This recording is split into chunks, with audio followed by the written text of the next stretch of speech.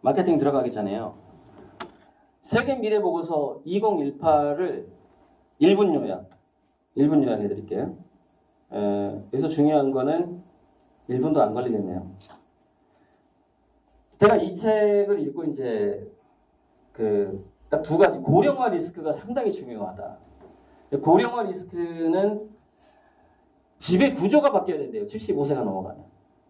그러니까 이 중에서 혹시 인테리어에 관련되신 분들은 노인들의 생활 편의를 연구해서 집 안에 설치되어 있는 그 재료를 생산하는 중국의 싼 업체라든가 베트남의 싼 업체를 미리미리 검색을 해서 대규모 리모델링이 들어갑니다. 리폼이. 조만간. 그냥 노인네들이 아파트 안에서 보행이 힘들어져 버려요. 턱이 있으면 안 되고. 근데 그것을 어떻게 최대의 단가로 노인 맞춤 홈 시스템을 교체해 줄 것이냐의 문제. 그걸 지금부터 준비를 해야 되는 것이죠. 그 러시가 5년 내에 올 것 같아요. 고령화 리스크. 그래서 이제 각종 이제 그 면허증의 문제, 그건 이제 자동화로 해결이 될 거고요. 또 하나는 프라이버시는 결국에는 사라진다. 그래서 저는 이제 프라이버시가 보라이버시가 된다는 건지 한번 생각을 해요. 다 보여줄 수밖에 없다는 거예요. 자, 트렌드 코리아 2018 1분 요약 해드릴게요. 자, 이 책을 읽으실 때는 이거를 염두에 두셔야 됩니다. 김남도 이하의 그 연구원들이 이 유행어를 만들 때는 그 해에 그 변화를 우리가 느끼게 된다는 뜻이에요. 그래서 10년 전에, 5년 전에 이런 비슷한 책이 나왔겠죠. 그것은 이미 상수가 되어 있는 겁니다. 이미 그걸 쭉 떼는 거예요. 근데 2018만 보면 안 되고, 이 책은 좋은 점이 뭐냐? 과거에 자기들이 얘기했던 걸 앞에다가 요약 정리를 해놓은 거예요. 그러니까 사실 이 책은 10권짜리예요. 한 권이 아니라.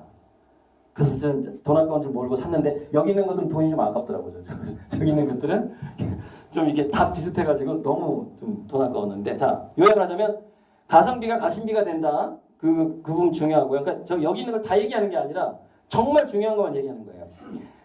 그래서 예술로 모디파이 하는 것이 모든 기업에 들어가야만이 가성비는 가심비로 탈바꿈할 수 있습니다. 예술성 적용이 굉장히 지금 중요하고, 사람들은 집 안에서 즐기게 될 것이고 집 안에서 활동을 하게 될 것이다. 인테리어 중요성이 굉장히 부상하게 됩니다. 급부상하게 돼요. 물론 IT 기기 인테리어도 그렇지만 또 하나 예뻐야 된다는 거. 아까 그거는 아트 예술로 모디파이 해라 그거고요. 그 다음에 사람들의 행동이 소비자의 소비 행태가 창의적으로 바뀐다. 그 얘기는 제가 마케팅에서 얘기할 거니까 그냥 넘어갈게요. 그리고 앞으로의 영업은 개인 맞춤 컨설팅이 들어가지 않으면 영업이 불가능하다. 개인 맞춤 컨설팅이 불가능해요. 영업이. 그게 핵심이고요. 이제 마케팅 얘기만 끝나는 거예요. 자, 옛날에는 내가 괜찮은 게 있네, aware, 인지를 하고 살까 말까, 좋은데 싫은데 애티튜드, 태도를 결정하고 액션을 한 다음에 그것을 반복할까 말까, 이렇게 소비자들이 행동을 했다는 거예요. 자, 이 4A 행동이 4차 산업혁명 이후에 어떻게 바뀌어버렸느냐. 이제 자꾸 따져, 물어봐. 이거 진짜 좋아요? 조용히 안 봐. 계속 질문하고 물어보고, 네이버에 질문하고 막 유튜브에 질문하고 이래. 유튜브에서 사용자 후기 다 봐. 예. 그리고 마음에 들면은 재밌는 게 지가 또 선전을 해. 야, 이거 써보니까 좋아. 이걸 고객 미디어라고 그래. 고객 미디어. 고객 자체가 전부 텔레비전이 되는 건데, 고객 한 명 하면 옛날에는 이걸 바이럴이라고 그랬어요. 바이럴. 입소문 낸다 그래가지고. 바이럴이 고객 미디어라는 용어로 바뀌었고, 그것이 뭐냐면 애드버킷이에요. 애드버킷. 변호해주고 막 이렇게 이게 떠벌려주는 거야. 이 상품이 좋다고 이렇게. 개인 변호사가 되는 거야. 자기 제품에 대해서. 그러니까 여기서 지금 소비자들의 행동이 이렇게 바뀌었는데, 자, 어서리티는 뭐냐면은 주도권이 소비자한테 넘어가 버렸다는 뜻이에요. 기업이 주도권을 갖고 있는 게 아니라 지휘권은 소비자가 갖고 있다. 어소리티. 권위는 소비자에서부터 나온다. 이렇게 바뀌어버린 거거든요. 그러니까 여기서 굉장히 중요한 게 옛날에는 그래서 품질이 좋아야 되고 타겟 마케팅을 잘해야 되는데 앞으로는 뭐냐? 초연결성이 있는가? 자기 기업의 어떤 것들이 연결이 서로 잘 돼 있는가? 또 하나는 매력이 있는가로 다 결판 나버리는 거예요. 앞으로는. 매력과 연결성으로 결판이 나더라. 자, 마케팅의 변화에서 이거 얘기하자. 자, 손해가 아니라면 고객의 기여에 큰 보상을 해줘야 된다. 2%를 기여한 동업자에게 성공을 위해서라면 20%를 보상을 해줄 수도 있어야 된다. 고객을 회원으로 만드는 강한 매력을 보완해야 된다. 무엇보다 고객의 시간을 아껴줘야 된다. 고객의 시간을 어떻게 아껴줄 것인가의 문제. 그래서 방문까지 하게 되는 거거든요. 찾아가가지고 막 옷 재가지고 막 옷을 배달해주고 시간 아끼기 때문에 택배가 지금 발달하는 게 시간 때문에. 네. 자기가 나가서 안 산다는 게 시간 때문에. 시간을 어떻게 아낄 것인가의 문제. 자, 사업피는 아주 다 아는 거니까 프로모션 뭐 광고해야 되고 가격 잘 정해야 되고. 근데 이게 사실로 넘어가면 조금 복잡해요. 고객이 내 상품을 내 기업을 상대하면 고객이 이득이 가야 되고 편리해야 되고 커뮤니케이션 늘 소통을 해야 되는데 co-creation이 굉장히 중요합니다. 고객의 의견을 반영해서 내 회사가 바뀌어 나가야 돼요. co-creation. 그래서 여기서는 이제 그 가성비와 브랜드가 굉장히 중요해지고 자 앞으로는 이겁니다. 고객 미디어는 예뻐야 되고 가심비의 시대다. 예뻐야지 만족을 한다. 근데 고객 미디어에는 두 가지가 굉장히 중요한 뼈대인데 그 기업의 윤리성하고 기업의 봉사정신하고 박애정신이죠. 박애정신하고 그 고객에게 내가 컨설팅을 해줄 수 있느냐 없느냐의 문제입니다. 그게 소비 컨설팅이든 삶의 컨설팅이든 심리적인 것이 된다네. 그래서 여기서는 익스피리언스, 경험, 체험이 굉장히 중요해졌다. 그래서 O2O가 된 거거든요. 오프라인과 온라인이 동시에 있어야 되는 게 익스피리언스 때문에 그래요. Every place, 모든 곳에서 광고와 구매가 일어날 수 있다. 엔지유즈에서는 열정을 보여야 된다. 그 고객을 막 흥분시켜야 된다. 그게 매력이죠. 이벤젤리스트, 전도사가 되게 해야 된다. 그게 애드버킷이에요. 어필하고 애드버킷. 지가 알아서 선전하게 만들어버려야 돼. 내 제품을. 야, 내 것 좀 꼭 선전해줘. 해가지고 해주는 친구 봤어요? 낯선 자가 내 제품을 써보더니 막 소문내고 난리가 나는 게 유튜브 올리고 막 인스타그램에 올리고. 그래서 이 트렌드 2018에 보면 인스타그래머블이라는 신조어가 나와요. 인스타그램에 올릴 정도로 썩 괜찮은. 그러니까는 식당도 이제는 디자인이 안 들어가면 음식에 디자인이 안 들어가면 밥이 안 팔려버려요. 음식이. 그러니까 오늘 제가 디자인 좀 컨설팅 해드리고 싶더라고요. 그 오늘 제가 먹었던 식당도 네. 굉장히 배치를 잘해야 돼요. 접시 하나가 완전히 예술이어야 돼. 그래서 인스타그램에 찍어야지 내 가게가 홍보가 되는 거죠. 여러분 요즘에 10대는요 네이버를 사용하지 않는 거 아세요? 10대는 유튜브만 사용합니다.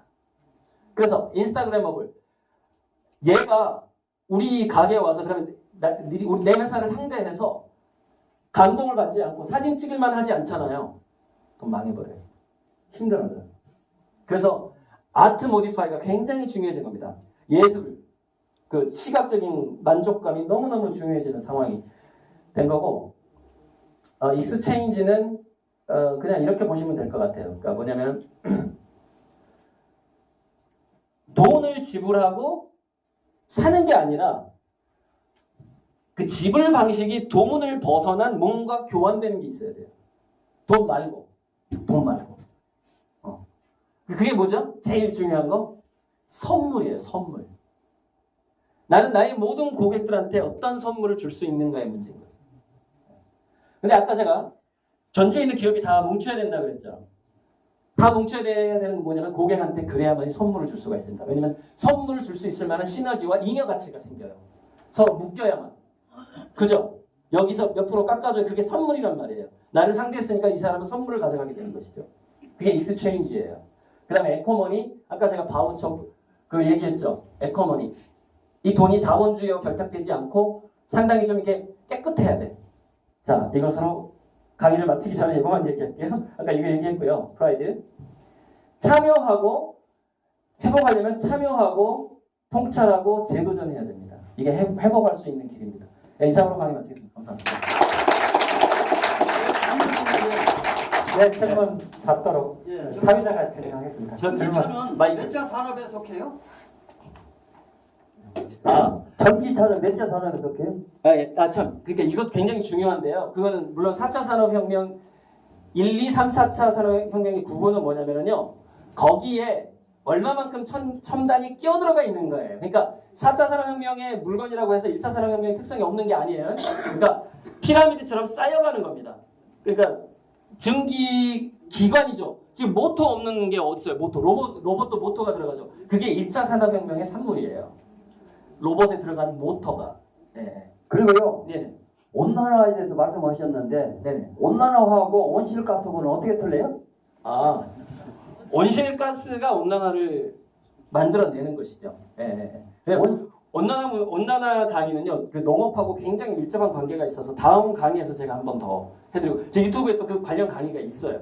예, 또 질문 뭐 있습니까? 그리고요, 네. 인간은 재앙이 오는데, 세계 인구가 네네. 80억이 되는 2020년에 네. 온실가스를 막지를 못하면 세계적으로 각국 나라들이 프로세지가 있는데 우리나라는 30%에 있었는데 그 며칠 전에 피부에 37%로 상승했더라고요. 7%가. 네네.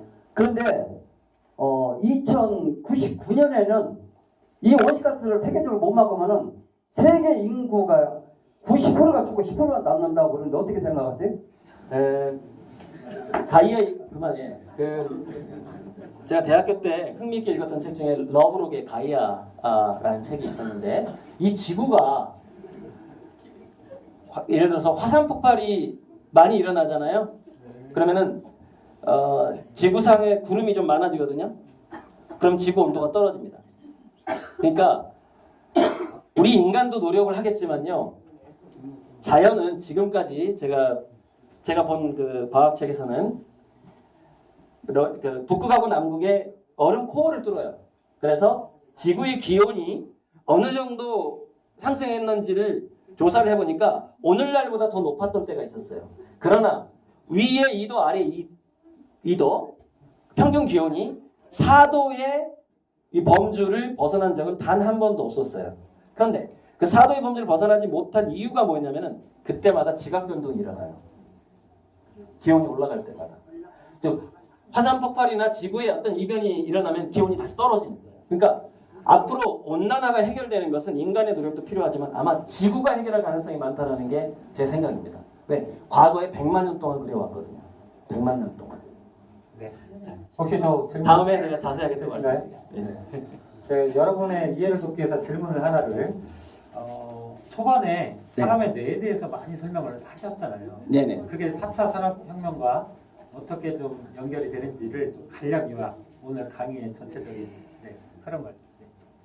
저번에 그 했던 강의에서 그 부분을 사실 많이 했어요. 왜냐면은 돈을 쓰는 것은 인간이고 인간의 두뇌는 짧게 보면은 한 20만 년, 길게 보면은 200만 년, 600만 년 또는 우리 두뇌 속에 들어가서 신경 전달 물질이 전달되는 그 메커니즘을 보면은요 세포예요 전부 이온이고 길게 보면은요 45억 년의 역사를 가지고 있는 게 인간의 두뇌입니다. 그래서 인간은 그 45억 년의 역사의 관성을 벗어나기가 굉장히 어렵다라는 거예요.